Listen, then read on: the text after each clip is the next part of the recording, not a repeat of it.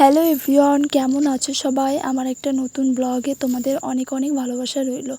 তো দেখতেই পাচ্ছ বিকেলবেলা ঘুরতে এসেছি নদীর পাড়ে, কারণ এটা বর্ষাকাল, বর্ষার সিজনে দেখতে খুব ভালো লাগে। নদীগুলোতে জল ভরে যায় একদম, নদীর উপরে ব্রিজও আছে, দেখতে খুব সুন্দর লাগছে। আর একজনকে দেখছো, উনি দাঁড়িয়ে আছে, নৌকাটা জলে ডোবানো ছিল, এখন নৌকা নিয়ে কোথায় যেন ঘুরতে যাবেন, ওই জন্য নৌকা থেকে জলগুলো বের করছিল। বিশেষ করে যারা গ্রামে থাকে তারাই বুঝবে এই অনুভূতিটা কেমন হয়। সত্যি খুব ভালো লাগছিল জায়গাগুলো। দুটো ছেলে কি সুন্দর নৌকা চালাচ্ছে, নৌকা চালানোর মাঝে মাঝে নদীতে জাল ফেলছে মাছ ধরার জন্য।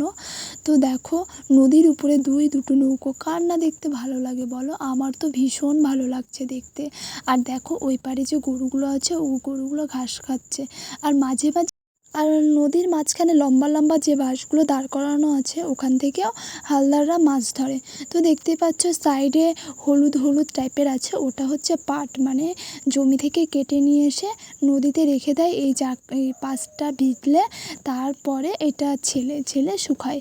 তো দেখতেই পাচ্ছ এখন নৌকা নিয়ে সবাই মাছ ধরতে যাচ্ছে। মনে হচ্ছিল আমরাও নৌকাতে উঠি, কিন্তু সত্যি কথা বলতে আমাদেরও পিকনিক করার কথা ছিল, কিন্তু আমার হাজব্যান্ড আসতে পারলো না একটু কাজের চাপে, ওই জন্য পিকনিক করা হলো না। তবুও করতে চেয়েছিলাম, কিন্তু মনটা মানলো না যে হাজব্যান্ড ওখানে আছে, আমি পিকনিক করব, তখন কি হয়ে যাবে তখন, ওই জন্য আর করলাম না।